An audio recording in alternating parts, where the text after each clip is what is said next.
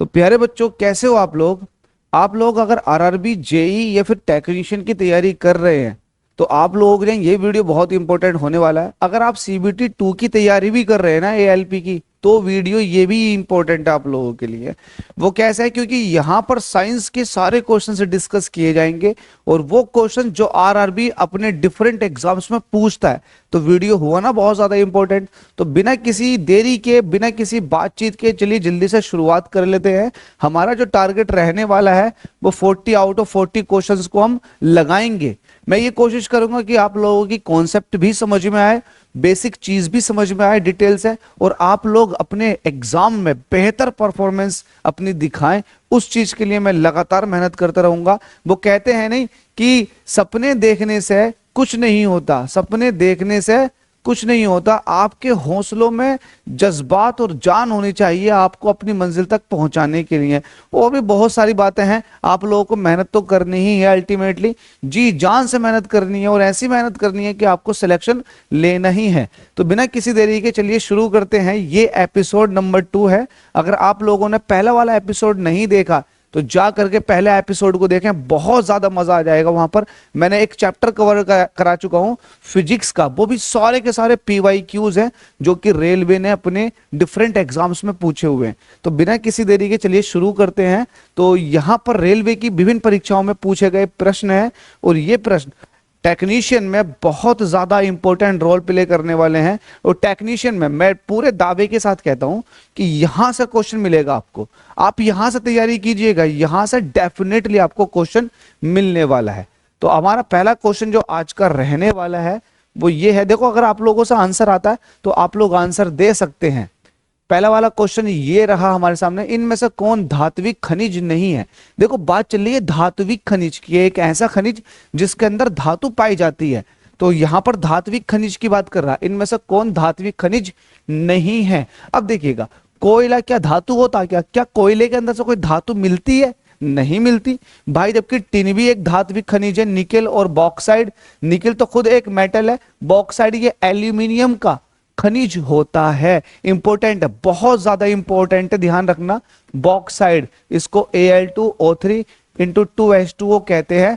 Bauxite aluminium का एक अयस्क है, एल्यूमिनियम का एक अयस्क है, इससे आप एल्यूमिनियम प्राप्त करते हो। फिलहाल यहां पर पूछा खनिज नहीं है, धात्विक खनिज, तो इसका आंसर जो हो जाएगा वो हो जाएगा कोयला, क्योंकि टिन ये भी धात्विक खनिज है, निकेल और बॉक्साइड ये तीनों ही धात्विक खनिज हैं। कोयला एक धात्विक खनिज नहीं है, तो ये भी आपने उड़ा दिया। अब देखो, ये क्वेश्चन कहां कहां पूछा गया। आरआरबी एनटीपीसी ने पूछा था फर्स्ट स्टेज 2017 के अंदर, और शिफ्ट 1 में ये क्वेश्चन आया था। इंपॉर्टेंट रहेगा, ध्यान देना। चीजें बहुत सारी क्लियर हो जाती है अगर आप लगातार प्रैक्टिस करते हैं और चीजों को अच्छे से समझने की कोशिश करते हैं। क्वेश्चन नंबर 2 आपसे कह रहा है, धारा प्रवाहित करने के लिए उपयोग किए जाने वाला तरल को क्या कहा जाता है? आपको पता है, अगर आपके पास कोई लिक्विड है, ये क्या है? लिक्विड है, और इसके अंदर से अगर आप धारा का प्रवाह कराना चाह रहे हो तो इस लिक्विड के अंदर आयन होने चाहिए, आयन होने चाहिए। अगर इस लिक्विड के अंदर आयन नहीं है ना, तो धारा का प्रवाह ही नहीं होगा। तो धारा के प्रवाह के लिए आपको इसमें आयन चाहिए। तो आयन को बोलते हैं, एक ऐसा सॉल्यूशन जिसके अंदर आयन होते हैं उसको बोलते हैं इलेक्ट्रोलाइट। अगर ये सॉल्यूशन एक इलेक्ट्रोलाइट है तो इसके अंदर से धारा का प्रवाह होगा, अदरवाइज नहीं। तो यहां पर देखें, धारा प्रवाहित करने के लिए उपयोग किए जाने वाले तरल को क्या कहा जाता है? तो ये कहा जाता है इलेक्ट्रोलाइट। ठीक है, इलेक्ट्रोलाइट। आपको बताना, हमारी बॉडी की अगर सेंसेशन कम हो जाती है तो न्यूरोकाइन सैचेट दिया जाता है डॉक्टर के द्वारा कि न्यूरोकाइन सैचेट पानी में डालकर पी लो। वो क्या है? वो एक इलेक्ट्रोलाइट है। हमारी बॉडी के अंदर जो भी सेंसेशन कम हो रही है उसको पूरा करने के लिए, जो भी इलेक्ट्रोलाइट की कमी हो रही है बॉडी के अंदर उसको पूरा करने के लिए भाई हमें वो सैचेट दिया जाता है डॉक्टर के द्वारा। 2 क्वेश्चन लगा दिए, तीसरे क्वेश्चन की तरफ को चलते हैं। तीसरा क्वेश्चन ये कह रहा, ऑक्सीजन की उपस्थिति में अयस्कों को गर्म करने की क्रिया को कहा जाता है? देखो, अगर आप ऑक्सीजन की उपस्थिति ले रहे हो, क्या कहा? ऑक्सीजन की उपस्थिति ले रहे हो और आप अयस्क को गर्म कर रहे हो। क्यों गर्म करते हैं अयस्क को ऑक्सीजन की उपस्थिति में? ताकि अयस्क के अंदर जो भी अशुद्धियां हैं वो दूर हो जाए। तो ऑक्सीजन की उपस्थिति की जब भी बात की जाती है तो आंसर भंजन की तरफ को जाता है, और जब भी ऑक्सीजन की अनुपस्थिति में भी अयस्क को गर्म किया जाता है तो वो निस्तापन की तरफ चला जाता है। फिलहाल यहां पर उपस्थिति की बात कर रहा है, तो उपस्थिति का मतलब है भंजन, जिसको बोलते हैं रोस्टिंग, भूनना। आप अयस्क निकाल के ले आए, उसको आपने ऑक्सीजन की उपस्थिति में डायरेक्ट उसको जलाना शुरू कर दिया, तो उसको बोलते हैं भंजन। और अगर आपने किसी बंद चैम्बर के अंदर, जिसके अंदर ऑक्सीजन की सप्लाई लिमिटेड है, उसके अंदर रख करके और आपने उसको जलाया, तो उसको बोलते हैं निस्तापन। फिलहाल यहां पर उपस्थिति की बात कर रहा है, तो आंसर हो जाएगा भंजन। क्लियर है? देख लो कहां कहां ये क्वेश्चन पूछा गया। अगर आप लोग ग्रुप डी की भी तैयारी कर रहे हो ना, तो बहुत ही ज्यादा ये खास हो जाएगा आपके लिए वीडियो। ठीक है, अगले क्वेश्चन की तरफ। क्वेश्चन नंबर हमारा 4 रहा ये। ठीक है, क्वेश्चन नंबर 4, निम्नलिखित में से किस अभिक्रिया द्वारा उच्च प्रतिक्रिया वाली धातुओं को शुद्ध पिघले हुए अयस्क से निष्कासन होता है? देखो, जब भी आपके सामने अधिक उच्च प्रतिक्रिया वाली धातुओं का जिक्र हो जाए ना, उच्च प्रतिक्रिया वाली धातु, एक ऐसी धातु जो बहुत ही ज्यादा रिएक्टिव है, अगर ऐसी धातुओं का जिक्र हो, उनके निष्कर्षण का जिक्र आ जाए, तो आपको हमेशा इलेक्ट्रोलाइट वाली मेथड इस्तेमाल करनी है। एक ऐसा प्रोसेस जिसको आप इलेक्ट्रोलाइसिस कहते हो, आपको वो प्रोसेस अपनाना होता है उच्च प्रतिक्रिया वाली धातुओं को शुद्ध करने के लिए। तो इस हिसाब से आपका जो आंसर आ जाएगा, ऑप्शन को देखें, इलेक्ट्रोलाइसिस लिखा हुआ है, इलेक्ट्रोलिसिस लिखा हुआ है, लाइसिस भी बोलते हैं। तो इलेक्ट्रोलाइसिस वो प्रोसेस है जिसमें आप अधिक रिएक्टिव मेटल्स को अलग करते हो। तो इस हिसाब से हमारा जो ऑप्शन बी है वो बिल्कुल सही हो जाएगा। ठीक है, तो क्वेश्चन नंबर 4 भी आपने कर लिया। क्वेश्चन नंबर 5 की तरफ को चलते। क्वेश्चन नंबर 5 कह रहा, फैन पिलवन विधि में अयस्क के चूर्ण को डैश डैश डैश के मिश्रण से भरी एक टंकी में रखा जाता है। बहुत बढ़िया। जब भी फैन पिलवन विधि आ जाए, तो पहली बात तो फैन पिलवन विधि उन अयस्कों के सांद्रण की विधि है जिनके अंदर सल्फाइड होता है। क्या होता है? सल्फाइड। जैसे कि पीबीएस, गैलेना बोलते हैं, लेड सल्फाइड, पीबीएस, तो जिसके अंदर सल्फाइड होता है, जैसे कि एचजीएस। अगर आपको इनको अलग करना है या फिर इनका सांद्रण करना है, तो आपको फैन पिलवन विधि में जाना पड़ेगा सांद्रण के लिए, अशुद्धियों को दूर करने के लिए। और फैन पिलवन विधि में आप अयस्कों को चीड़ के तेल के साथ मिलाते हो और पानी के अंदर डाल देते हो, और पानी के अंदर डालने के बाद आप उसके अंदर हवा का प्रवाह करा देते हो। तो हवा का प्रवाह कराने से क्या होता है? झाग बन जाते हैं। जो अयस्क होता है ओरिजिनल वाला प्योर, वो झागों के साथ ऊपर आ जाता है, और जो गंदगी होती है, मिट्टी विट्टी कंकड़, वो सब नीचे बैठ जाती है। तो जो झाग होते हैं उनको अलग कर लिया जाता है, उनके अंदर हमारा अयस्क होता है। तो अयस्कों का सांद्रण यहां से हुआ, तो ये सल्फाइड जिसके अंदर होगा उसके लिए ये विधि प्रयोग की जाती है। हमसे पूछा फैन पिलवन विधि में अयस्क के चूर्ण को डैश डैश डैश के मिश्रण के साथ, किसके मिश्रण के साथ? मैंने तो पूरी डिटेल बता दी। अगर इसके ऊपर 2-4 क्वेश्चन और भी बन जाते हैं डिफरेंट तरीके के, तो भी आप लगा दोगे, क्योंकि मैंने बता दिया इसका डिटेल। तो जाहिर सी बात है किसके साथ आप रखोगे? चीड़ का तेल, जल और चीड़ के तेल के साथ। तो ऑप्शन बी पर आप जाइएगा। शिफ्ट थर्ड में ये क्वेश्चन पूछा गया था 2018 में शिफ्ट थर्ड के अंदर। मजा आ जाएगा भाई, लगातार ऐसी प्रैक्टिस कराऊंगा आप लोगों की कि आप लोग अच्छे से चीजों को समझ लोगे। तो जब भी फैन पिलवन विधि आ जाए तो चीड़ का तेल तलाश करें ऑप्शन के अंदर, वही आपका सही जवाब होगा। ठीक है भाई, चलो ये भी हो गया। तो 5 क्वेश्चन हमने यहां से लगा दिए। नेक्स्ट स्लाइड की तरफ को चलते हैं। इसके अंदर बहुत क्वेश्चन मिलेंगे रखे हुए। वाओ, क्वेश्चन पहला बना आपके सामने ये, गैलेना किसका अयस्क है? भाई गैलेना किसका अयस्क है? बहुत जबरदस्त। गैलेना का फॉर्मूला क्या होता? पीबीएस। तो ये भी पूछ सकता है कि गैलेना का फॉर्मूला क्या है, गैलेना किसका अयस्क है? तो ये लेड का अयस्क है, क्योंकि गैलेना का फॉर्मूला क्या है? पीबीएस। तो आ जाए तो लगा दो। आरआरबी जेई में पूछा गया था 2014 में। बोल रहा हूं ना, आरआरबी के जितने भी एग्जाम है सबके लिए, जिसमें साइंस पूछी जा रही है, सब में इक्वली इंपॉर्टेंट है। लेकिन स्पेशली बात चल रही है टेक्नीशियन ग्रेड 3 और ग्रेड 1 की, तो मैं फिलहाल उसकी तैयारी करा रहा हूं स्पेशली। वरना ये वीडियो अगर जेई वाले देखेंगे तो वेल एंड गुड, कुछ गलत नहीं होने वाला उनके साथ। तो यहां पर छठे का आंसर हो जाएगा पहला, मतलब लेड। क्वेश्चन नंबर 7 की तरफ को चलो। बोल रहा है डैश डैश डैश धातु केवल विद्युत अपघटन द्वारा निकाला जाता है। एक बात आपको बता दूं, विद्युत अपघटन में आप उस धातु का यूज करते हो, उस धातु के निष्कर्षण का प्रयोग निष्कर्षण किया जाता है जो बहुत ही ज्यादा रिएक्टिव होती है। अब आपको कैसे पता चलेगा इसमें से कौन सबसे ज्यादा रिएक्टिव है, कैसे पता चलेगा? तो मैं आपको बताता हूं इसका तरीका। क्या पता लगाने का एक तरीका है, वो है ये, अगर आपने सबने रिएक्टिव सीरीज याद कर रही हो तो बहुत अच्छा हो जाएगा। अगर याद नहीं कर रही तो मेरे साथ साथ चलते चले जाओ। रिएक्टिव सीरीज याद करने के लिए आपको पढ़ना पड़ेगा लिक लिक बा सरकाना मग अल मनजी क्रो आई, बस यहां तक काम चल जाएगा। अब ये सबसे ज्यादा रिएक्टिव ऊपर वाले, तो रिएक्टिविटी घट रही है, नीचे को जाने पर रिएक्टिविटी घट रही है, तो ऊपर वाले ज्यादा रिएक्टिव, नीचे वाले कम रिएक्टिव।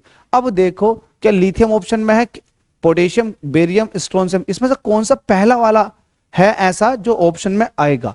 तो देखो aluminium, zinc, copper, iron, aluminium, zinc, copper, iron, ये तो ऑप्शन है। एल्यूमिनियम है, जिंक है, कॉपर है और आयरन है। अब देखो इन सब में सबसे पहले कौन सा आया, तो यहां पर अगर ये देखा जाए तो एल्यूमिनियम, जिंक और कॉपर तो बहुत नीचे है, और आयरन, तो इन सब में पहला आया एल्यूमिनियम। तो इसका मतलब हमारा जो आंसर हो जाएगा वो एल्यूमिनियम पे चला जाएगा। रटाया तो नहीं है ना, समझाया है ना चीजें कैसे क्लियर हो रही हैं। तो इसका जो आंसर हो जाएगा वो हो जाएगा एल्यूमिनियम। कोई तुक्का नहीं, टेक्निकल मेथड से आपको चीजों को क्लियर करवा रहा हूं, इसलिए दावे के साथ कह रहा हूं कि आपके 40 में 40 नंबर आ जाएंगे अगर आप सारे क्वेश्चंस मेरे साथ, सारी वीडियो, सारे एपिसोड देखेंगे तो बहुत अच्छे प्रिपरेशन करवा दूंगा। देखो मेरा उद्देश्य क्या है, इजी क्वेश्चन सॉल्व नहीं करवाना कि 2-4 इजी क्वेश्चन इधर से उठा लिए, 2-4 इजी और हो गया। नहीं भाई, एक प्रॉपर वे में जो पीवाईक्यूज हैं, रेलवे ने क्वेश्चंस पूछे हुए हैं, वो डायरेक्ट उन पर अटैक करना मेरा मेन मोटिव है, ताकि मैं आपको ये बताऊं कि रेलवे पूछता किस तरह के क्वेश्चन है और आपको किस तरह के क्वेश्चन को प्रैक्टिस में लेना और किस तरह से लेना, ये मेरा मेन मोटिव है। ठीक है भाई, ध्यान देखते रहना। हो सकता है मेरा माइक कभी बैटरी खत्म ना हो जाए, हो जाती है ना, तो ये अभी फिलहाल काम कर रहा है। तो 7 में का हो जाएगा एल्यूमिनियम, क्योंकि ये पहले आया। ठीक है भाई, तो 7 का ए हमारा सही आंसर हो जाएगा। 8वें क्वेश्चन की तरफ को, मैलाकाइट डैश डैश डैश का एक अयस्क है। देखो मैलाकाइट किसका अयस्क होता, ये होता है कॉपर का। किसका? कॉपर का। आप ऐसे याद कर सकते हैं मैलाकाइट का फॉर्मूला CuCO3 Cu2O CO3 और ये OH का होल ट्वाइस। तो Cu2O CO3 OH का whole twice, copper carbonate hydroxide. तो यहां पर जो अयस्क बना ये कॉपर का बना, कॉपर मतलब तांबा। तो आप मैलाकाइट का याद रखना, मैलाकाइट डैश डैश डैश का अयस्क है, किसका अयस्क है? कॉपर का। तो कॉपर मतलब तांबा। तो ऑप्शन 8वें का हो जाएगा ए। क्लियर है ना? ऑप्शन 8वें का हो जाएगा ए। पानी वानी पी लेता हूं और आप लोग भी अच्छे से ध्यान देते हुए चले जाएं। तो हमारा यहां पर आंसर बना 8वें का ए। ठीक है भाई, क्लियर हो गया। आगे चलते हैं, आगे चलते हैं। आगे क्या बोल रहा है? आगे बोल रहा है 9वें क्वेश्चन में, ऊपर चलो 9वें क्वेश्चन में, धातुओं के ऑक्साइड जैसी, वाओ सुनते रहना मेरी बात, धातुओं के अंदर ऑक्साइड है, जैसे कि मैग्नीशियम के अंदर ऑक्साइड लगा दिया आपने, कैल्शियम के अंदर ऑक्साइड लगा दिया, सोडियम के अंदर ऑक्साइड लगा दिया, लिथियम के अंदर ऑक्साइड लगा दिया। तो मेटल के अंदर अगर ऑक्सीजन चिपकी हुई है उसकी बात चल रही है। तो धातुओं के ऑक्साइड जैसी अशुद्धता युक्त धातुओं के शुद्धिकरण के लिए कौन सी प्रक्रिया प्रयुक्त की जाती है? पूछा गया था 2018 में शिफ्ट सेकंड के अंदर, वो भी आरआरबी ग्रुप डी में। तो आप बताओ, धातुओं के साथ अगर ऑक्सीजन चिपकी हुई है तो वो तो एक तरह की अशुद्धि है, हमें तो प्योर धातु चाहिए, ऑक्सीजन लगी हुई नहीं चाहिए बिल्कुल भी धातु। तो आप उसको दूर करने के लिए कौन सा मेथड इस्तेमाल करोगे? तो आंसर है पोलिंग। पोलिंग में क्या होता है? पोलिंग जो है एक तरह से एक इसमें अपचयन कराया जाता है। तो अपचयन कराने से ऑक्सीजन दूर हो जाती है और आपके पास प्योर मेटल बच जाती है। तो पोलिंग प्रक्रिया कहलाती है ये। कौन सी प्रक्रिया? पोलिंग। ध्यान देना, ये वाला क्वेश्चन भी आपका हो गया। अगले क्वेश्चन 10वें क्वेश्चन की तरफ को, इनमें से कौन सा तांबे का मुख्य अयस्क है? कॉपर के मुख्य अयस्क की बात की जा रही है, ध्यान देना। तो कॉपर का मुख्य अयस्क, देखो आपको पता बॉक्साइड किसका अयस्क है, ये तो एल्यूमिनियम का अयस्क है, तो बॉक्साइड से तो काम चलेगा नहीं। सिडेराइट किसका अयस्क है, सिडेराइट तो आयरन का अयस्क है, इससे भी काम नहीं चलेगा, है ना। सिडेराइट जो है वो आयरन का है। हमसे पूछा है इसमें से कौन सा, तांबे का। अब यह है चल्का पाइराइट, तो चल्का पाइराइट जो है ये इंपॉर्टेंट हो जाएगा। और डोलोमाइट, अच्छा डोलोमाइट किसका हो जाएगा, ये मैग्नीशियम और कैल्शियम का अयस्क है डोलोमाइट। तो इसका मतलब आपसे पूछा गया था यहां पर इनमें से कौन सा तांबे का मुख्य अयस्क है, तो ये हो जाएगा चल्का पाइराइट। इंपॉर्टेंट है, ध्यान देना, क्योंकि ऐसे क्वेश्चन हमेशा इंपॉर्टेंट रहते हैं। आरआरबी जेई ने 2019 में शिफ्ट थर्ड के अंदर ये वाला क्वेश्चन पूछा था। ठीक है, क्लियर हो गया। चल्का पाइराइट किसका है, ये कॉपर का मुख्य अयस्क है, याद रखना। इस सिडेराइट का भी याद रखना, ये याद रखने पड़ते हैं आपको, फॉर्मूले आपको केमिकल फॉर्मूले याद रखने पड़ते हैं, जिसकी वजह से आप सटीक आंसर तक पहुंचते हो, अदरवाइज आप कहीं ना कहीं फंस के रह जाओगे। ठीक है भाई, तो आगे चलते हैं। हमारा जो अगला क्वेश्चन है क्वेश्चन नंबर 11, आपसे कह रहा है डैश डैश डैश एल्यूमिनियम का सबसे महत्वपूर्ण अयस्क है। देखो एल्यूमिनियम के तो बहुत सारे हैं, लेकिन बॉक्साइट सबसे ज्यादा अच्छा है, और सबसे ज्यादा मात्रा में एल्यूमिनियम बॉक्साइट से ही प्राप्त होती है। और मैंने आपसे ये कहा था, पहले भी कहा था और अब भी कह रहा हूं कि एल्यूमिनियम का बहुत ज्यादा खास है। सबसे ज्यादा क्वेश्चन एल्यूमिनियम के पे पूछा जाता है। तो बॉक्साइड का फॉर्मूला भी याद कर लो, Al2O3.2H2O, जिसको आप बोलते हो एल्यूमिनियम का ऑक्साइड, जिसको आप बॉक्साइड के नाम से जानते हो। इससे आप एल्यूमिनियम प्राप्त करते हो। तो ठीक है, एल्यूमिनियम जब भी आ जाए तो बॉक्साइड तलाश करने की कोशिश करना। तो हमारा 11वें का हो जाएगा डी। आगे चलते हैं, आगे हो सकता है कुछ इस तरह के क्वेश्चन और रखे हुए मिले जिसमें एल्यूमिनियम के अयस्कों की बात हो। 12वां देखो आ गया। अगला क्वेश्चन ये पूछा गया था आरआरबी एनटीपीसी में 2016 में, और ये पूछा गया था 2007 में, 2008 में, 2009 में और 2002 में। कितनी बार पूछा गया बॉक्साइड किस धातु का अयस्क है, एल्यूमिनियम का। तो जहां भी बार में एल्यूमिनियम दिखाई दे लगाओ और आगे बढ़ो। तो यहां पर aluminium, option number A is the correct. ठीक है, आप स्क्रीनशॉट भी ले सकते हैं अगर आप लोगों को पीडीएफ चाहिए। आप बोलते हो पीडीएफ मत लो, मैं डायरेक्ट प्रैक्टिस करवा रहा हूं आपको। किस तरह की पीडीएफ, डायरेक्ट लगाए जाओ, मजे लो यार, मजे लो। ठीक है, अगर आप लोग तैयारी अच्छी कर चुके हो तो आप प्रैक्टिस सेट की तरह समझ लो इसको, लगाओ। 12वें के बाद 13 क्वेश्चन, सिनेबार का एक अयस्क है, सिनेबार। देखो सिनेबार ध्यान रखना, सिनेबार किसका अयस्क है, सिनेबार की बात चल रही है। सिनेबार ध्यान रखना किसका अयस्क है, सिनेबार पूछा, सिनेबार अयस्क है किसका, चांदी का, सोने का, पारे का या फिर तांबे का। सिनेबार जब भी आ जाए तो ये मरकरी मतलब पारे का अयस्क होता है। HgS सिनेबार का फॉर्मूला होता है, HgS mercuric sulphide, mercurous sulphide. यहाँ पर मर्क्यूरिक सल्फाइड नहीं कहा जाएगा, यहाँ पर हाँ मर्क्यूरस। देखो Hg की 2 वैलेंसी होती है, अगर Hg की वैलेंसी +1 है तो ये मर्क्यूरस, और Hg की वैलेंसी अगर +2 है तो ये मर्क्यूरिक। तो यहाँ पर +2 है, इसलिए ये मर्क्यूरिक सल्फाइड के नाम से जाना जाता है सिनेबार। सिनेबार किसका अयस्क है, तो ये हो जाएगा पारा। ठीक है, ठीक है, ये हो जाएगा पारा। तो 13 का हो जाएगा सी आंसर, बिल्कुल सही।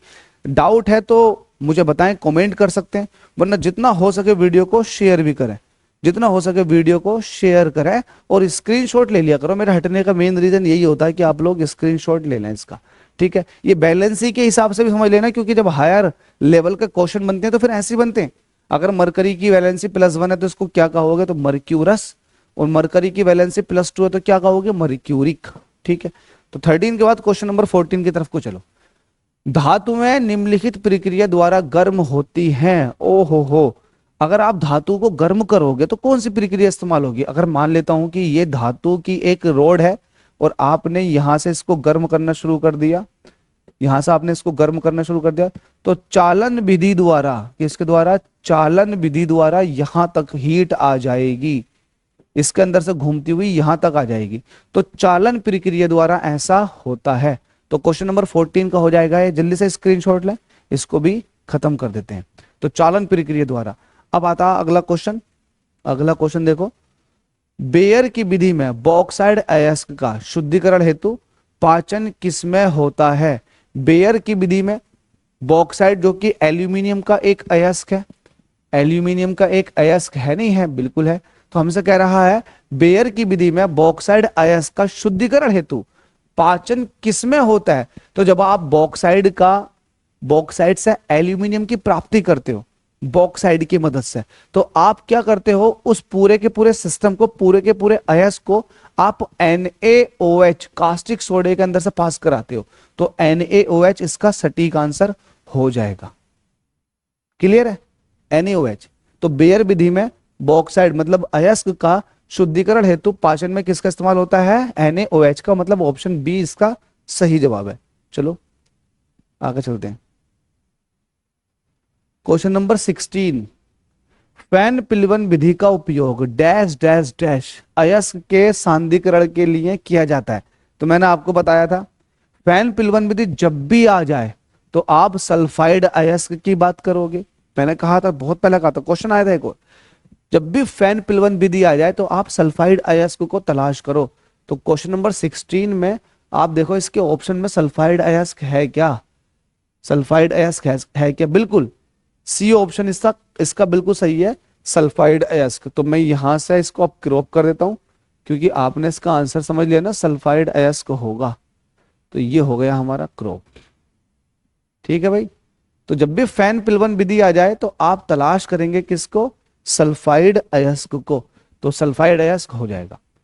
चलो क्वेश्चन नंबर 17, जब एक लोहे के कील में जंग लग जाती है तो लोह ऑक्साइड का निर्माण होता है। लोह ऑक्साइड का निर्माण होता है, ठीक है। तो होता है तो क्या हो गया? तो आपको ऑप्शन दे रखा कि भार में कमी के साथ होता है, भार में बिना किसी परिवर्तन के साथ होता है, रंग में बिना परिवर्तन के साथ होता है। देखो मुझे पता है आयरन ये है, अगर इससे ऑक्सीजन चिपकनी है तो ये Fe2O3 फॉर्मूला बना लेगा। तो आपको पता है अगर इसके मोलिक्यूलर वेट की बात करोगे, है ना, इसके परमाणु भार की बात करोगे, तो आयरन का परमाणु भार से ज्यादा परमाणु भार इसका आता है, आयरन ऑक्साइड का, क्योंकि इसमें ऑक्सीजन भी चिपक गई। तो Fe2O3 का जो परमाणु भार है वो आयरन से ज्यादा है। तो जंग लगने से लोहा भारी हो जाता है। क्यों हो जाता है? क्योंकि उसके साथ ऑक्सीजन चिपक गई। तो जंग लगने से जो लोहा है वो भारी हो जाता है। अब ये वाली प्रक्रिया अपनाना और अपने लोहे को हवा में खुला छोड़ देना, जितनी ज्यादा जंग लगेगी उतना वजन उसका बढ़ता चला जाएगा, फिर महंगा करके बेचना उसको। ठीक है। तो ये हो जाएगा आपके पास आयरन का ऑक्साइड, जिसमें लोहे पर जंग लगी है, लोहे पर ऑक्सीजन चिपक गई, तो जिसकी वजह से भार बढ़ना ही है। तो पहली बात ऑप्शन में देखो, भार में कमी के साथ होगा, नहीं भाई। भार में बिना किसी परिवर्तन, नहीं भाई। भार में परिवर्तन हो जाएगा क्योंकि Fe2O3 का मोलिकुलर वेट अलग होता। रंग में बिना परिवर्तन के साथ, गलत बात भाई, रंग में भी परिवर्तन आ जाता, भूरे कलर की एक परत चढ़ जाती है लोहे के ऊपर। तो इस हिसाब से ऑप्शन डी हो जाएगा, भार में बढ़ोतरी के साथ आयरन जो है वो आयरन ऑक्साइड में बदल जाती है। चलो ये भी क्लियर है 17वां। अब बात करते हैं 18वें क्वेश्चन की तरफ को। धातु कर्म एक प्रक्रिया है, धातु कर्म का, जिसको मेटलर्जी कहते हैं इंग्लिश में, ये क्या है? एक्चुअल में आप जमीन के अंदर से अयस्क को निकालते हो और उस अयस्क को ठोका पीटी करके, बुरादा बना के, जला के, पिला के और अलग अलग प्रोसेस से गुजार के आप शुद्ध धातु प्राप्त करते हो। ये हमारा मेन मोटिव है, शुद्ध धातु प्राप्त करना। तो ये सारा प्रोसेस कहलाता है धातु कर्म। ठीक है, मेटलर्जी। तो धातु कर्म एक प्रक्रिया है, लोहे में जंग लगने की नहीं भाई, अयस्कों के गैल्वेनीकरण की नहीं भाई, अयस्क से धातुओं को निकालने की। यस, अयस्क से धातुओं को निकालने की एक प्रक्रिया है। ठीक है, 18वें का ये भी हो गया, पूछा गया था ये भी। देखो कोई सा ऐसा क्वेश्चन नहीं है मेरे बच्चे जो किसी न किसी एग्जाम में आरआरबी ने ना पूछा हो। मैं सारे के सारे क्वेश्चन पीवाईक्यूज वो लेकर आया हूं जो आरआरबी में आए हैं, आरआरबी में आए हैं। ये केमिस्ट्री का एक चैप्टर है, इसलिए मैंने इनको एपिसोड की फॉर्म में लिया है। ये केमिस्ट्री का एक चैप्टर है धातु कर्म वाला, तो इससे भी बहुत सारे क्वेश्चन बने। आपको दिख रहा होगा कितने सारे क्वेश्चन बनते हैं इससे, बच्चे यही टब्बा खाया था। ठीक है, अब आया क्वेश्चन नंबर 19। जंग जिसको रस्ट कहते हैं वो उदाहरण है, किसका उदाहरण है? बताओ किसका उदाहरण है? यौगिक का, मिश्र धातु का, तत्व का, या फिर मिश्रण का? देखो कंपाउंड बनता है, आयरन है, उसके साथ ऑक्सीजन चिपकेगी तो ये बन जाएगा आयरन का ऑक्साइड Fe2O3। तो ये एक कंपाउंड बन गया कंपाउंड, तो यौगिक का उदाहरण है। तो 19वें का हो जाएगा ऑप्शन नंबर ए। क्लियर है? क्लियर है? 20वां देख लो हाथों हाथ। निम्न में से कौन सा एलो धातु है? एलोह, आहा, एलो, लोहा नहीं है। एलो धातु वो होते हैं जिसके अंदर लोहे वाली प्रॉपर्टीज ना होती हैं। ठीक है, तो वो कौन कौन से हैं? इनमें सबसे प्रमुख जो है वो एल्यूमिनियम है, जिंक भी होता है और कॉपर भी होता है, और इसके अंदर लेड भी होता है। ये सब एलोह धातु है। एल्यूमिनियम मुख्य है, तो जहां कहीं भी एल्यूमिनियम दिखाई दे लगाओ और आगे बढ़ो। स्क्रीनशॉट भी ले लो, वरना आप एलो धातु में कहीं ना कहीं गुम हो जाओगे। तो एल्यूमिनियम भी है, जिंक भी है, कॉपर भी है, लेड भी है, टिन भी आता है इसके अंदर, टिन, और भी बहुत सारे आते हैं। ठीक है, तो याद रख लो, ये इसका हो जाएगा एल्यूमिनियम। तो हमने 20 क्वेश्चन लगा दिए। 20 क्वेश्चनों के वो क्वेश्चन है 20 के 20 जो कि किसी न किसी पीवाईक्यू में पूछे गए हैं। क्वेश्चन 21 में, पृथ्वी की परत में स्वाभाविक रूप से होने वाले अकार्बनिक तत्व या यौगिकों को क्या कहा जाता है? इनको कहा जाता है खनिज पदार्थ, मिनरल सब्सटेंस, मिनरल, है ना। अगर आप पानी को भी निकाल रहे हो ना जमीन के अंदर से, तो वो भी तो मिनरल है, इसलिए पानी की बोतल्स पर लिखा हुआ होता है मिनरल वाटर, ध्यान देना कभी। ठीक है, तो ये हमारा हो गया 21वां खनिज पदार्थ। ठीक है, आरआरबी ग्रुप डी ने पूछा था ये क्वेश्चन। चलो आगे चलते हैं क्वेश्चन नंबर 22 की तरफ को।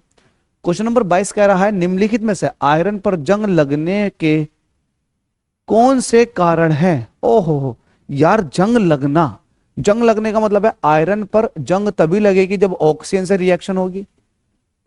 भाई आयरन पर जंग तभी लगेगी जब ऑक्सीजन से रिएक्शन होगी, नमी होगी। तो ये Fe2O3 इंटू एक्स H2O बना लेता, नमी भी चाहिए यहां पर, एक्स मोलिक्यूल ऑफ वाटर भी चाहिए।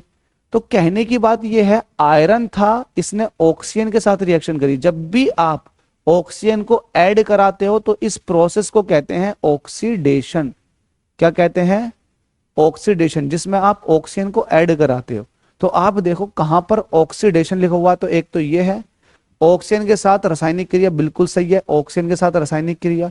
तो ए मतलब पहला और तीसरा देखो कहां है, किस ऑप्शन में, पहला और तीसरा, डी वाला बिल्कुल सही हो जाएगा। ऑक्सीडेशन प्रोसेस कहलाता, ऑक्सीजन के साथ रिएक्शन होती है, ऑक्सीजन ऐड हो जाता, चिपक जाता, चिपक गया। ठीक है, ठीक है बच्चों, आगे चलते हैं। हमारा 22वां भी लग गया। आपको बताया एक बात का, मैंने 2018 वाला एग्जाम बहुत अच्छे से क्वालिफाई कर दिया था, बहुत अच्छे से क्वालिफाई हो गया था, बट जो सेक्शनल कट ऑफ लगती है, रीजन की कट ऑफ लगती है, उस कट ऑफ से बाहर हो गया था 1-1.5 नंबर से मुश्किल से, वरना प्री मेन सारा का सारे क्वालिफाई हो गए थे। एएलपी और टेक्नीशियन कंबाइंड वैकेंसी निकली थी उस वक्त। किस्मत किस्मत की बात थी, वरना आज गवर्नमेंट जॉब होती। बस थोड़ी सी, क्या कर सकते हैं इसमें। किस खनिज अयस्क से लोहा पाया जाता है? ओ हो भाई, अगर खनिज अयस्क से लोहे की बात करें तो आप पाइराइट, ये भी आयरन का है, सबके फॉर्मूले लिख दूंगा।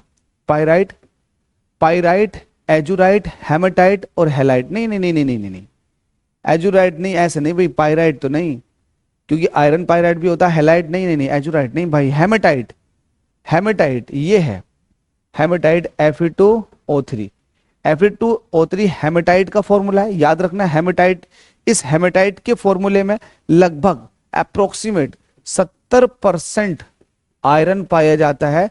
तो आप किस खनिज अयस्क से लोहा पाया जाता है? तो ऑप्शन हो जाएगा बी वाला, हेमेटाइट से। Hematite is the ore of iron, याद रखना। Fe2O3 लगभग 70% इसके अंदर लोहा पाया जाता है। सबसे अच्छा ये मिनरल होता है लोहे को निकालने के लिए। क्वेश्चन नंबर 23वां भी निबट गया। क्वेश्चन नंबर 24 की तरफ को चलते हैं। क्वेश्चन नंबर 24, बात्या भट्टी का प्रयोग होता है निम्नलिखित के लिए, किसके लिए होता है? लोहे के लिए होता है, लोहे के लिए होता है। तो हमसे कह रहा है किसके लिए होता है? लोहे के लिए। तो लोहे का क्या होता है उसमें? ऑक्सीकरण होता है या पॉलीमरीकरण होता है या अपचयन होता है या संघनन होता है? ध्यान देना, बात्या भट्टी का प्रयोग होता है निम्नलिखित के लिए। क्वेश्चन नंबर 24 का आंसर लगाओ। क्वेश्चन नंबर 24 का आंसर क्या होगा? 24 का आंसर क्या होगा? तो 24 के आंसर की तरफ को चलो। तो पहले डिटेल समझ लेते हैं, बात्या भट्टी के अंदर क्या हो रहा होता है। आपके पास जो बात्या भट्टी होती है ना, उस बात्या भट्टी के अंदर आपने आयरन डाल दिया होता है और लगभग 1400 डिग्री सेंटीग्रेड पर ये पक रहा होता है। उस दौरान आप इसके अंदर कार्बन मोनोऑक्साइड को ऐड करवाते चले जाते हो। एक तरह से आप इसके साथ कार्बन की रिएक्शन भी करा रहे हो ऑक्सीजन के साथ, मतलब कार्बन मोनोऑक्साइड के, सॉरी फॉर दैट। तो आप क्या कर रहे हो, यहाँ पर कार्बन का रिडक्शन हो रहा, वो सॉरी आयरन का रिडक्शन हो रहा होता, आयरन का क्या हो रहा होता, रिडक्शन। तो रिडक्शन को बोलते हैं अपचयन, क्या बोलते हैं, अपचयन। तो यहाँ पर आयरन का आप अपचयन कराते हो। अपचयन इसलिए भी कराया जाता है क्योंकि आयरन के अंदर जो भी ऑक्सीजन के तद ऑक्सीजन एलिमेंट मिला हुआ है, तो वो ऑक्सीजन की अशुद्धियां भी दूर हो जाए, तो आप उसके लिए कार्बन मोनोऑक्साइड भी फ्लो करवाते हो। तो यहाँ पर बात्या भट्टी का प्रयोग होता है निम्नलिखित के लिए, किसके लिए, अपचयन के लिए। ध्यान देना, अपचयन के लिए। ऑक्सीकरण नहीं होगा, ऑक्सीकरण में तो ऑक्सीजन को ऐड कराना होता है, जबकि हमें आयरन के अंदर जो पहले से ही ऑक्सीजन मौजूद है, क्योंकि हम हेमेटाइट फिर मैग्नेटाइट का इस्तेमाल करेंगे, तो हेमेटाइट के अंदर तो ऑक्सीजन पहले से ही होती है, तो उसको दूर करवाना है, तो आप रिडक्शन प्रोसेस का इस्तेमाल करते हो बात्या भट्टी के अंदर। क्लियर है। क्वेश्चन नंबर 24 का भी हो गया। आगे चलते हैं, क्वेश्चन नंबर 25 आपसे बोला बात्या भट्टी में किस से आयरन ऑक्साइड अपचयित होता है। तो अभी मैंने आपको बताया था आयरन ऑक्साइड किससे अपचयित होता, कार्बन मोनोऑक्साइड से। कार्बन मोनोऑक्साइड से आप आयरन की कार्बन मोनोऑक्साइड के साथ रिएक्शन करवाते हो, ताकि आयरन जो है कार्बन मोनोऑक्साइड से अपचयित हो जाए, उसका अपचयन हो जाए। तो क्वेश्चन नंबर 25 का क्या हो जाएगा, डी। क्वेश्चन नंबर 25 का डी हो जाएगा, स्क्रीनशॉट भी लेते चले। क्वेश्चन नंबर 25 का डी, इसका स्क्रीनशॉट भी खींचते चले, ठीक है। तो ये सारे हो गए, 25 क्वेश्चन भी आपने लगा दिया। अब इसके बाद जो है आप आइएगा यहाँ को, इसको काट देता हूं क्योंकि ये आपने लगा दिए। देखो मजा आ रहा भाई, मजा आना चाहिए यार। मैं चाहता हूं कि आपको ऐसे ही सारी चीजें क्लियर होती चली जाए। क्वेश्चन नंबर 25 के बाद आप क्वेश्चन नंबर 26 लगाएं, मेरे साथ साथ लगाएं। बेसिमल प्रक्रिया का उपयोग किसमें होता है, बेसिमल प्रक्रिया का प्रयोग किसमें होता है। आरआरबी कोलकाता ने पूछा था 2005 में, आरआरबी अहमदाबाद ने पूछा था, परीक्षा हुई थी 2004 में। तो बेसिमल प्रक्रिया का प्रयोग एल्यूमिनियम के लिए होता है, इस्पात के लिए होता है, नाइट्रोजन के लिए होता है, या फिर क्रोमियम के लिए होता है। तो इसका आंसर है इस्पात। कैसे, बेसिमल परिवर्तन के अंदर एक, आप ये कह सकते हैं कि एक भट्टी होती है, बेसिमल परिवर्तक बोलते हैं उसको। इसके अंदर आप क्या करते हो, आयरन के अंदर, किसके अंदर, आयरन के अंदर कार्बन को ऐड करवाते हो। जब आप आयरन के अंदर कार्बन को ऐड करवाते हो तो ये स्टील बन जाता है। क्या बन जाता है, स्टील बन जाता है। स्टील बनने से, स्टील को इंग्लिश में स्टील बोलते हैं और इसको हिंदी में इस्पात कहते हैं। तो ये होता है बेसिमल प्रक्रिया के थ्रू, ठीक है। तो इस्पात बनाया जाता है, इस्पात बनाया था। बेसिमल प्रक्रिया का उपयोग किस में होता है, इस्पात के बनाने में, स्टील बनाने में, ठीक है भाई। चलो ये क्वेश्चन भी आपका फिनिश। अगले क्वेश्चन की तरफ को चलना है। क्वेश्चन नंबर 27, कोरंडम का प्रयोग निम्नलिखित रूप में किया जाता है। कोरंडम का प्रयोग कैसे किया जाता है, कोरंडम कहां से मिलता पता आपको, कोरंडम कहां से मिलता आपको पता है। जो कोयला होता, कोयले की 4 वैरायटी होती है, कोयला उसकी 4 वैरायटी होती है। बिटुमिनस होता है, बिटुमिनस, और लिग्नाइट होता है, एंथ्रासाइट होता है। बिटुमिनस, लिग्नाइट, एंथ्रासाइट और एक और होता, 4 वैरायटी होती है कोयले की। चौथे का नाम दिमाग पर सब रह गया। तो जो इसके अंदर बिटुमिनस, लिग्नाइट, एंथ्रासाइट और एक और होता, बहुत अच्छी क्वालिटी का कोयला होता। तो जो बिटुमिनस कोयला होता है, सबसे घटिया क्वालिटी का कोयला जो होता है, उसके अंदर से आप निकालते हो एक ठोस पदार्थ निकालते हो जिसको बोलते हैं कोरंडम। कोरंडम का प्रयोग कहाँ होता है, कोरंडम का प्रयोग निम्नलिखित रूप में से किया जाता है। तो पेंट में इस्तेमाल होता नहीं, पेंट में इस्तेमाल भी नहीं होता, ना उर्वरक में इस्तेमाल होता, ना औषधि के अंदर, तो इसमें से कोई नहीं। कोरंडम का प्रयोग एक्चुअल में आप जो इस्तेमाल करते हो कहाँ करते हो बताओ, ये बहुत हार्ड होता, बहुत हार्ड होता कोरंडम। इसको आप कांच को पीसने में इसका इस्तेमाल करते हो, और जो मेटल्स होती है उनको रगड़ के उनके ऊपर चमक लाने के लिए प्रयोग करते हो। तो इसमें से तो कोई सा प्रयोग नहीं होने वाला, ठीक है। तो बिटुमिनस हो गया, एंथ्रासाइड, मैं यार इसका नाम याद करूं, बिटुमिनस, लिग्नाइट, बिटुमिनस, एंथ्रासाइड, एंथ्रासाइड, लिग्नाइट, पीट, पीट आ गया, पीट, मुझे नाम याद आ गया, पीट, लिग्नाइट, बिटुमिनस, एंथ्रासाइड, ये इसका ऑर्डर है, पीट, लिग्नाइट, बिटुमिनस, एंथ्रासाइड, ठीक है भाई। तो आपको पता चल चुका है कोरेंडम कहाँ से मिलता है, ये भी पता चल चुका है, इसका प्रयोग क्या है ये भी पता चल चुका है। तो हमारा उद्देश्य सारा का सारा क्लियर हो गया। मैंने आपको कोयले की क्वालिटीज भी बता दी कि कोयला बिटुमिनस से प्राप्त होता है। ये इसमें सबसे अच्छा कौन सा होता है, पीट, लिग्नाइट, बिटुमिनस, एंथ्रासाइट, सबसे अच्छा एंथ्रासाइट होता है। ठीक है, ध्यान देना। एंथ्रासाइट मतलब जिसके अंदर कार्बन की मात्रा ज्यादा हो वो कोयला ज्यादा अच्छा होगा ना, और जिसके अंदर कार्बन की मात्रा कम होगी वो कोयला उतना बुरा होगा। क्वेश्चन नंबर 27 के बाद 28 में निम्नलिखित में से कौन सा तत्व स्वतंत्र अवस्था में पाया जाता है। देखो स्वतंत्र अवस्था में वही तत्व पाया जाएगा जो किसी से रिएक्शन ना करे, और जो किसी से रिएक्शन करेगा वो स्वतंत्र अवस्था में नहीं पाया जाता। जितनी भी मेटल्स होती हैं फर्स्ट ए ग्रुप और सेकंड ए ग्रुप की, ये बहुत ही ज्यादा रिएक्टिव होती है। फर्स्ट ए ग्रुप की मेटल्स कौन कौन सी है, हाइड्रोजन को छोड़ के hydrogen, lithium, sodium, potassium, rubidium, caesium, francium. पूरी पीरियोडिक टेबल मैंने आपको याद कराई है, ट्रिक के माध्यम से उसका लिंक दे दूंगा डिस्क्रिप्शन में, एक बार वीडियो देख लेना। Beryllium, magnesium, calcium, strontium, barium, radium. तो ये हाइड्रोजन को छोड़कर सारी मेटल्स, ये फर्स्ट ए ग्रुप की है और ये सेकंड ए ग्रुप की है, ये बहुत ही ज्यादा रिएक्टिव होती हैं। तो ये फ्री स्टेट में कभी पाई नहीं जाती, कभी नहीं पाई जाती। यहां तक कि सोडियम जो होता है उसको मिट्टी के तेल के अंदर डुबो कर रखा जाता है, इतना ज्यादा रिएक्टिव होता है। और आपने लिथियम आयन की बैटरी सुनी होंगी मोबाइलों के अंदर जो यूज होती है, एकदम फट जाती है, अगर हल्का सा उस पर कैंची मार दोगे तो ऑक्सीजन के साथ रिएक्ट करके अपने आप को ऑक्सीडाइज कर लेती हैं, जल जाती हैं। तो ये बहुत ही खतरनाक मेटल्स हैं, ये स्वतंत्र अवस्था में तो रह ही नहीं सकती। तो स्वतंत्र अवस्था में वो रहेगा जो रिएक्शन ना करे। तो देखो इसमें से कौन सा ऑप्शन है, कहाँ कहाँ पूछा गया था क्वेश्चन, 2012 में पूछा गया, 2006 में पूछा गया। तो आयोडीन, सल्फर, मैग्नीशियम, फॉस्फोरस। तो इसमें सल्फर है, आयोडीन भी रिएक्ट कर लेती है, मैग्नीशियम तो बहुत ही ज्यादा है, मैंने आपको दिखा दी यहाँ पर, और फॉस्फोरस भी रिएक्टिव है। तो सल्फर इसके अंदर एक वाहिद मटेरियल है जो बहुत ही कम रिएक्टिव है। ठीक है, सल्फर के अंदर भी आपको पता, सल्फर का जो एक्चुअल फॉर्मूला होता है वो S8 होता है। फॉस्फोरस भी कई तरह का होता है, ब्लैक फॉस्फोरस, रेड फॉस्फोरस और व्हाइट फॉस्फोरस। तो जो व्हाइट फॉस्फोरस होता है वो इतना ज्यादा रिएक्टिव होता है कि अगर आपने उसको हवा में रख दिया तो हवा के साथ जो ऑक्सीजन होती है ना, हवा के अंदर मिली हुई ऑक्सीजन से रिएक्शन करता रहता है, तो ग्लो करता है, जलता धीरे धीरे। तो ये भी बहुत कर रहा है, इसका मसला भी बहुत तगड़ा। तो सल्फर जो है ये नॉन रिएक्टिव, आप ऐसा कह सकते हो। ठीक है, तो हमारा 28 का हो जाएगा सी। आगे चलते हैं 29वें क्वेश्चन की तरफ को। एल्यूमिनियम कास्टिक सोडा में किसकी रचना के कारण विलय होता है। आहा, आपको पता है एल्यूमिनियम कास्टिक सोडा, अगर आप एल्यूमिनियम की जब सोडियम हाइड्रोक्साइड, इसको कास्टिक सोडा कहते हैं, इसके साथ रिएक्शन कराते हैं तो क्या बनता, रिएक्शन के फलस्वरूप NaAlO2 बनता है, और इसमें सोडियम का ऑक्साइड भी बनता है, साथ में हाइड्रोजन गैस भी रिलीज होती है। तो ये इतनी ज्यादा एक्सोथर्मिक रिएक्शन है, ऊष्मक क्षेपी अभिक्रिया है कि इसमें हीट निकलती है, हीट का इवोल्यूशन होता है। तो सोडियम एल्यूमिनियम ऑक्साइड, जिसको आप बोलते हो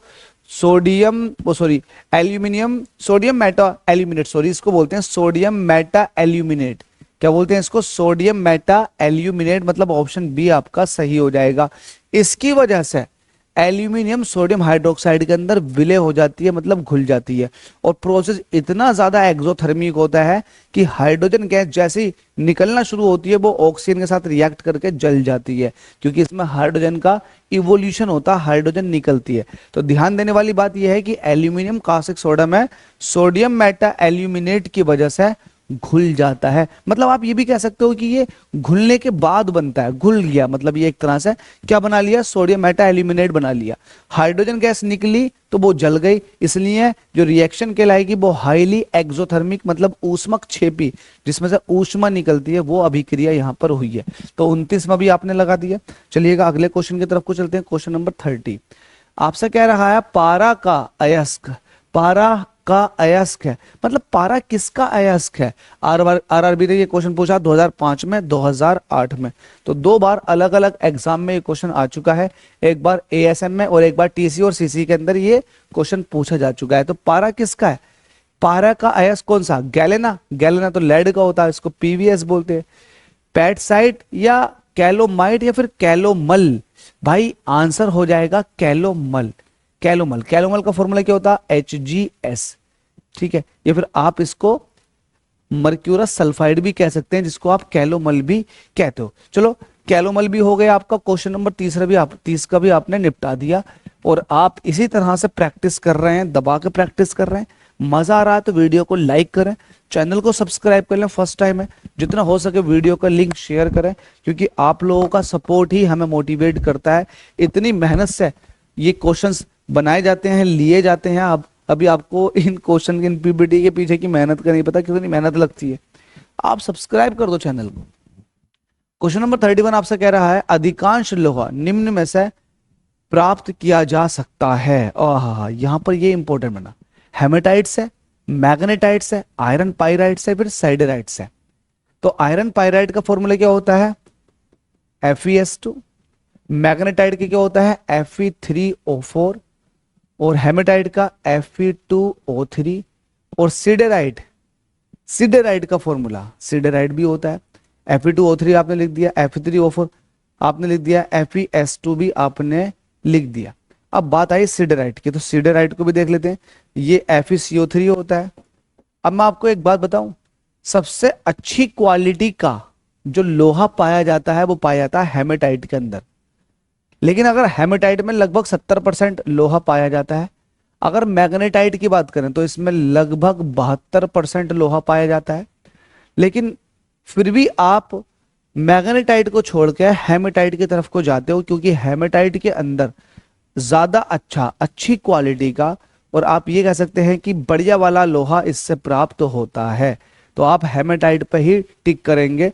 ज्यादा परसेंटेज लोहे की पाई जाती है मैग्नेटाइट के अंदर, लेकिन इसका प्रोसेस थोड़ा सा पेचीदा होता है, मजा नहीं आता इसमें।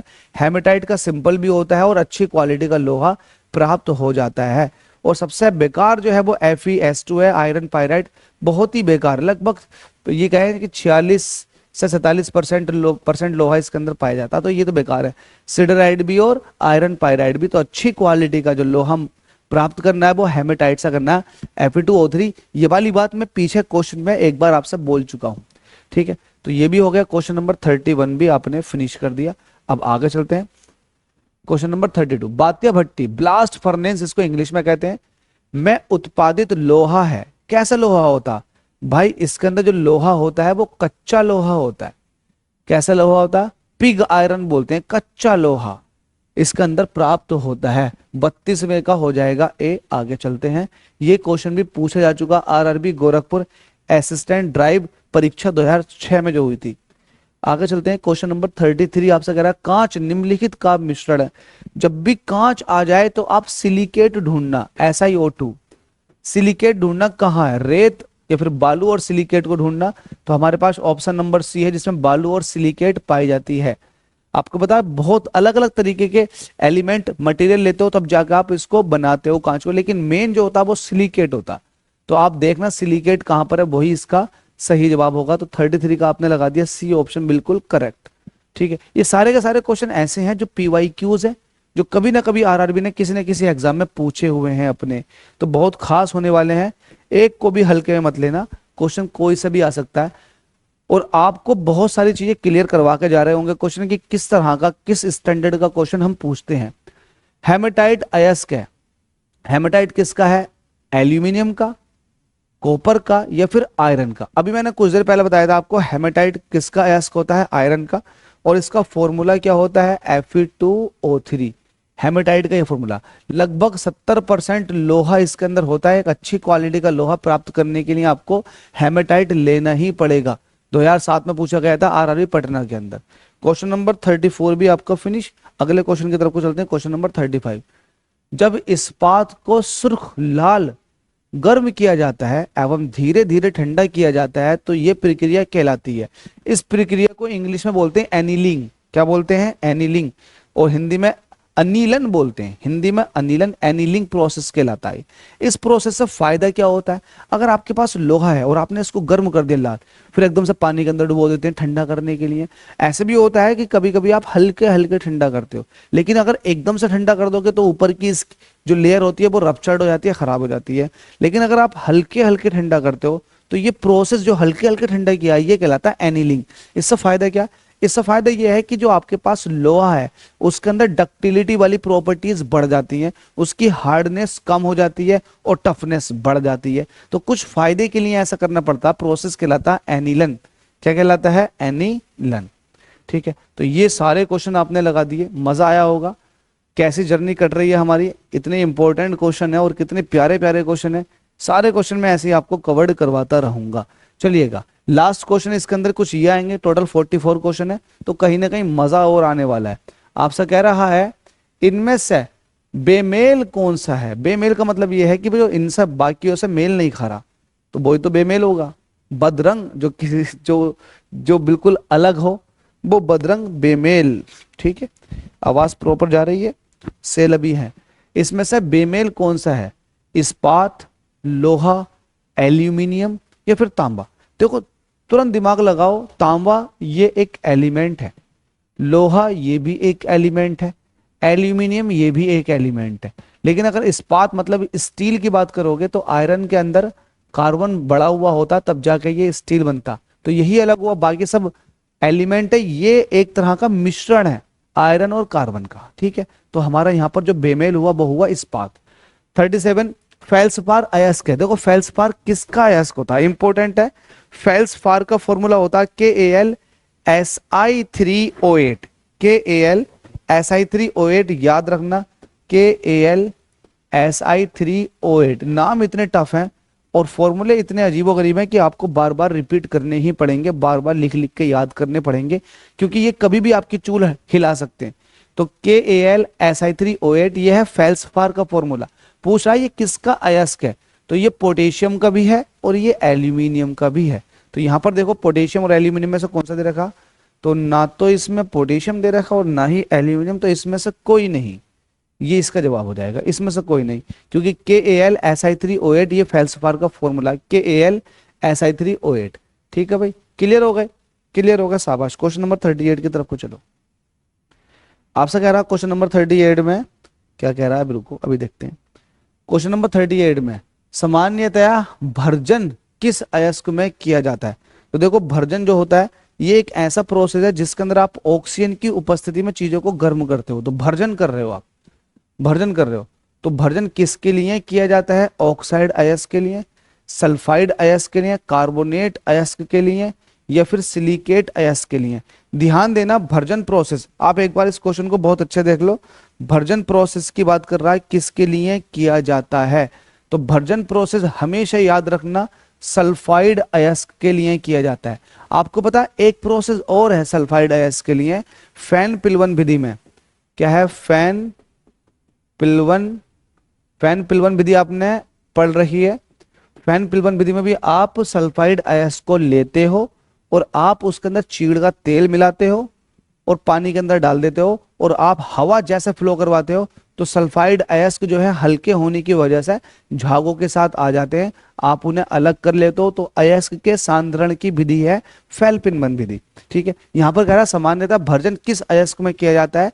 तो ये सल्फाइड अयस्क के लिए, ताकि सल्फर की जो इंप्यूरिटी है वो दूर हो सके। जैसा कि मान लेते हैं आपके पास गैलेना है जिसको आप PVS कहते हो, इसमें सल्फर की तो इंप्यूरिटी है, इसको अलग करोगे तो आप पकड़ो इससे और इसे जलाना शुरू कर दो, भर्जन कर दो इसका, ऑक्सीजन की उपस्थिति में होता है ये।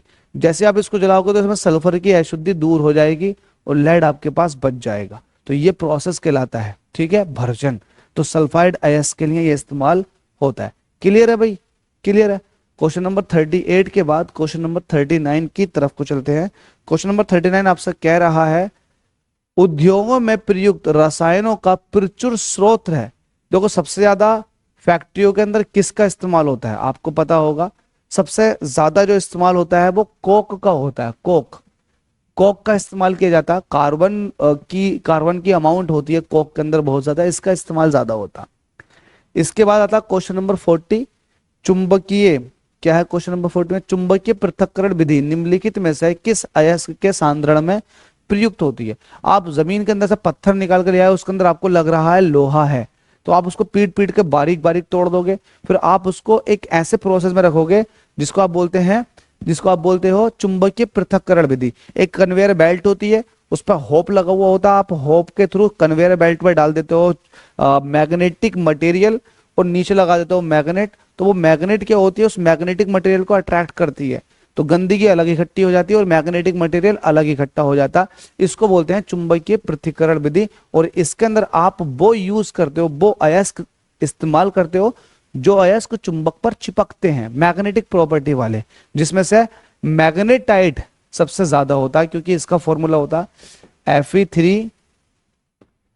Fe3O4। तो मैग्नेटाइट के अंदर आयरन का अमाउंट ज्यादा होता है, ठीक है। और हेमेटाइट के अंदर, इसके अंदर भी तो होता है, ये Fe2O3 होता है, लेकिन इससे ज्यादा मैग्नेटिक प्रॉपर्टी होती है मैग्नेटाइट के अंदर, इसलिए नाम उसका मैग्नेटाइट रखा।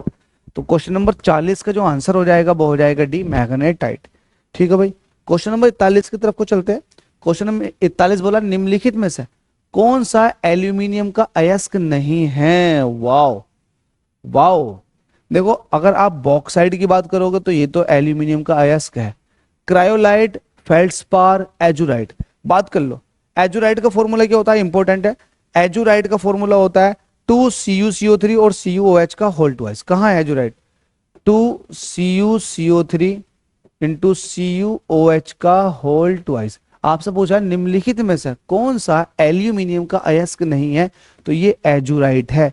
एजुराइट कॉपर का अयस्क होता है, एजू कॉपर, आप ऐसे याद कर सकते हो, एजू कॉपर, कॉपर। तो एजुराइट जो है वो कॉपर का अयस्क है, तो आंसर हमारा यही हो जाएगा। निम्नलिखित में से एल्यूमिनियम का कौन सा नहीं है, फेल्ड्स्पार भी है, क्रायोलाइट भी है, बॉक्साइट भी है। लिख लिख के याद कर लें, ये सबके सब एल्यूमिनियम का अयस्क है और एजुराइट जो है ये कॉपर का अयस्क है। होप सो क्लियर हो गया होगा, मजा आ रहा ना। देखो केमिस्ट्री के अंदर ये चैप्टर मैंने जो उठाया एपिसोड नंबर 2 के अंदर, इसमें बहुत सारा पार्ट, बहुत सारा पोर्शन आपको प्रैक्टिस में लेकर के याद करना है, अदरवाइज आप फंस जाओगे। आपको याद करना ही पड़ेगा, क्योंकि इसमें बहुत सारी चीजें याद करने की है। कोई फॉर्मूला नहीं लग रहा कि भाई फॉर्मूले से लगाओ और पता लगा लो कि इसके अंदर क्या आने वाला है, ऐसा कुछ नहीं है, याद करना ही पड़ेगा आपको। इसके बाद आता क्वेश्चन नंबर 42, ये है मेलाकोनाइट, इसमें से किस धातु का खनिज है, तांबे का, मैग्नीशियम का, चांदी का या फिर लोहे का। इंपॉर्टेंट है, मेलाकोनाइट तांबे का अयस्क है, तांबे का। आंसर क्या हो जाएगा, तांबे का। ये आरआरबी इलाहाबाद ने पूछा था, मेलाकोनाइट इसमें से किसका अयस्क है, तो मेलाकोनाइट जो है वो कॉपर का है। अगर आपको याद है तो बताओ जल्दी से, फटाफट याद हो तो बताओ, कमेंट बॉक्स में कमेंट करके बताना कि मेलाकोनाइट किसका मतलब मेलाकोनाइट का फॉर्मूला क्या होता है, क्या होता है। ये कॉपर का अयस्क है, इसका फॉर्मूला क्या होता है बताना ध्यान से, ठीक है। इसके बाद क्वेश्चन बनता है 43 चांदी वाला। आपसे कह रहा चांदी डैश, आरआरबी इलाहाबाद ने पूछा, असिस्टेंट लोको पायलट में, असिस्टेंट लोको घाय, ये क्या है भाई, चलो कोई दिक्कत नहीं है। आपसे कह रहा चांदी क्या है, एक शक्तिशाली चुंबकीय पदार्थ। पहली बात तो चांदी चुंबकीय पदार्थ है ही नहीं, एक विद्युत का सुचालक है। हाँ भाई, चांदी के अंदर से करंट पास हो जाती है, क्योंकि चांदी है मेटल और metal is a good conductor of electricity. तो चांदी के अंदर से करंट का प्रवाह हो जाता है। डाउन होने वाले हैं, सेल डाउन होने वाले हैं। चलो कोई बात नहीं, लास्ट क्वेश्चन है, डोलोमाइट अयस्क है। डोलोमाइट का फॉर्मूला क्या होता है, MgOH का होल ट्वाइस और कैल्शियम, तो ये मिश्रण होता, तो ये मैग्नीशियम और कैल्शियम दोनों का है। तो जहां कहीं भी है लगा दो, जिंक का है, लेड का है, आयरन का, मैग्नीशियम कार्बोनेट, सॉरी मैंने हाइड्रोक्साइड लिख दिया, MgCO3 और CaCO3, तो ये मैग्नीशियम कार्बोनेट है, आप वो ऐसा कह सकते हो, ठीक है। तो मैग्नीशियम कार्बोनेट जो है ये डोलोमाइट से प्राप्त होता है, मैग्नीशियम कार्बोनेट। तो आप कह सकते हो डोलोमाइट जो है वो किसका अयस्क हुआ, डोलोमाइट अयस्क जो है वो मैग्नीशियम कार्बोनेट का। या फिर मैग्नीशियम को कहो आप, मैग्नीशियम डोलोमाइट से प्राप्त होता है, मैग्नीशियम भी होता है और कैल्शियम भी डोलोमाइट से प्राप्त होता है। दोनों ही खास हैं, बहुत ही ज्यादा खास है। ध्यान देना 44 क्वेश्चन थे इसके अंदर, सारे क्वेश्चन लगवा दिए। होप सो आपको एंजॉय किया होगा, मजा भी आया होगा। मैंने पूरी कोशिश की है चीजों को क्लियर करवाऊं, लेकिन इसके अंदर कुछ नहीं, बहुत पार्ट ऐसा है जो आपको याद करना ही पड़ेगा, जिसके लिए आपको थोड़ा सा वक्त देना है, याद करना है। बाकी मैक्सिमम पार्ट जो है याद करने के अलावा बाकी पार्ट टेक्निकली है, चीज़ों को समझना है, कैसे कौन सी चीज़ आ रही है ना, वो समझना है। इसके अंदर कोई ऐसा नहीं है कि फॉर्मूला लगाया और आंसर बता दिया, तो इसलिए थोड़ा सा याद करना भी है आपको। प्रैक्टिस करोगे तो मज़ा आएगा, मज़ा मतलब आपको चीज़ें टच में रहेंगी। चलिएगा, अगले एपिसोड में आपसे मुलाकात करता हूँ। जय हिंद।